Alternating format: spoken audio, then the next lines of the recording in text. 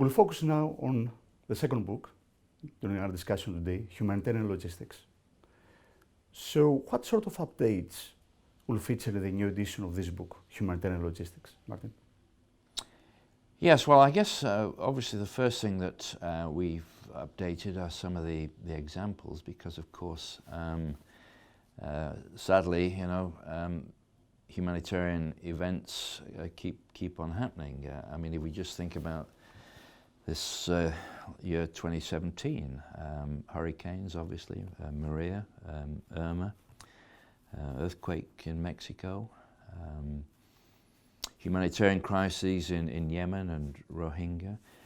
Interestingly, in March this year, Stephen O'Brien, who's the United Nations Secretary for Humanitarian Affairs, said that we're facing probably the worst humanitarian crisis since the Second World War, with something like 20 million people starving in 4 countries, Sudan, Yemen, Somalia, and northern Nigeria. So I mean, we're talking here about a continuing sort of requirement for humanitarian aid in a whole number of guises, and so sadly, in a way, it provides an opportunity for learning in terms of how we actually respond to these events.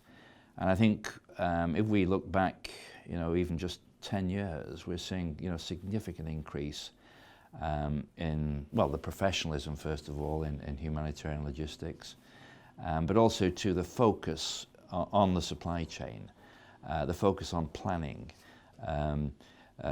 better able to use technology to respond, not just IT, but also to physical.